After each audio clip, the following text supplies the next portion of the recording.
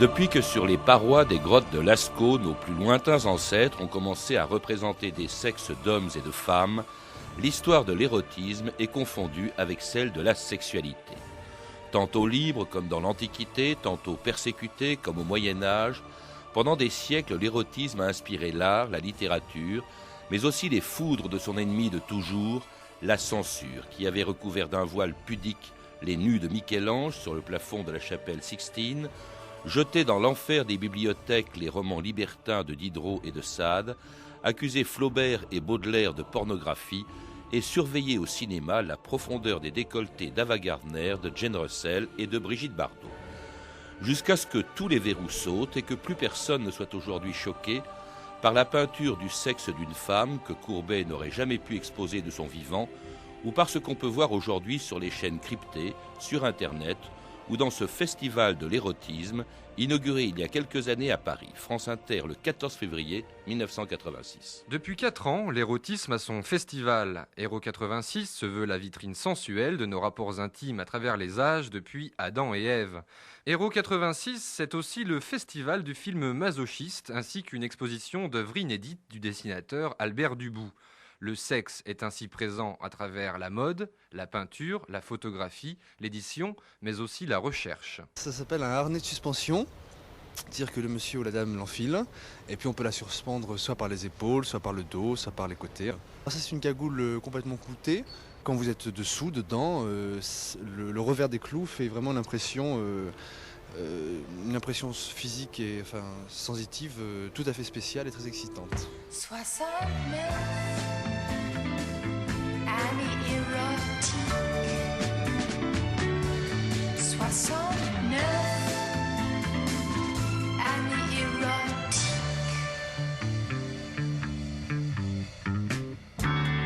Pierre-Marc de Biasy, bonjour. Bonjour. Alors je ne sais pas si les harnais de suspension ou les cagoules cloutées du festival de l'érotisme il y a 20 ans, c'était de la pornographie ou de l'érotisme, deux mots qu'il ne faut pas confondre, vous le rappelez dans une histoire de l'érotisme qui a été publiée chez Gallimard Découverte, pas plus d'ailleurs qu'il ne faut confondre l'érotisme et la sexualité. C'est, dites-vous, ce qui distingue le mot de la chose.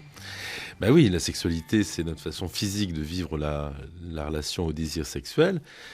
Et l'érotisme, c'est l'art de la représentation de cette chose. C'est-à-dire, ce que je cherchais à suivre dans ce livre, c'est l'histoire assez insensée et complètement bouleversante de la manière dont, depuis les grottes, en gros, la culture de la représentation, qu'elle soit dessinée ou écrite, ou sculptée, ou photographiée, etc., la culture de la représentation a pris pour objet privilégié le désir sexuel.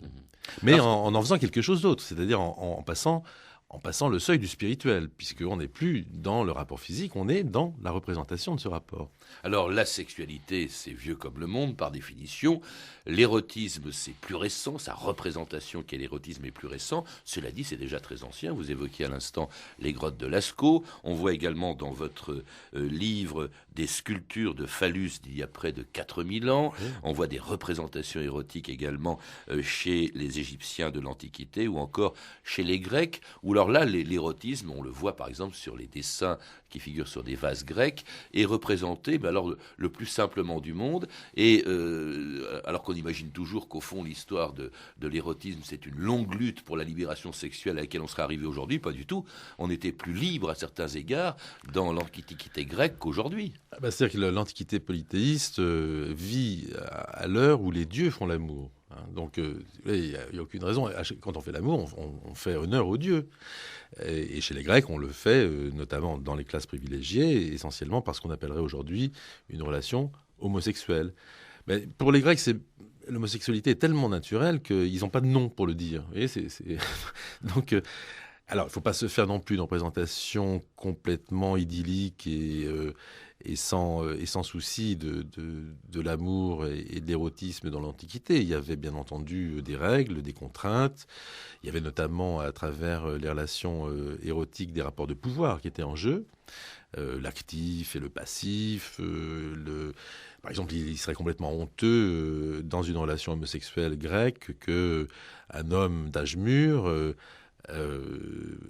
prête sa bouche au plaisir d'un plus jeune, parce que le contraire est parfaitement bien vu, mais c'est dans un rapport, au fond, de maître à disciple, quoi. Et ça traverse toute l'Antiquité. Oui, on retrouve ça effectivement dans l'Antiquité romaine, qui reprend tout cela des Grecs et qui permettait à Octave, le futur empereur Auguste, d'être initié par des prostituées. Va-t'en, c'est pas pour toi ici, c'est pas un bordel à soldats ici. Octave, chérie, tu as pénétré quelqu'un Mère, déjà? je t'en prie.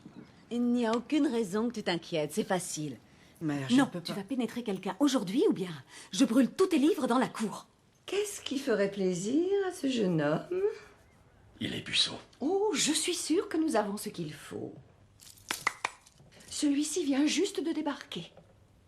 Celle-ci, ça ira. Égéria, va te préparer. Alors, il n'y a pas plus de tabou dans l'Antiquité romaine que dans l'Antiquité grecque, on le voit, et alors il est important pour un aristocrate comme l'était Octave, même très jeune, de pénétrer, mais pas d'être pénétré. Ah oui, et d'ailleurs, enfin, Octave, finalement, au cours de sa vie, va tout tenter, puisqu'il disait de lui-même qu'il était la maîtresse de tous les hommes et l'amant de toutes les femmes. Donc, mais c'est ce rapport de la pénétration à Rome, elle est à concevoir dans une sorte de mythe du phallus qui est complètement investi par la puissance romaine. C'est-à-dire que le phallus, c'est le signe de la puissance militaire, culturelle de Rome, et par conséquent, c'est quelque chose qui s'impose. À tel point que, par exemple, les questions... dans nos représentations actuelles, c'est totalement insensé. Par exemple, assujettir un enfant à son plaisir n'est pas du tout un problème si c'est un enfant d'esclave. C'est complètement social.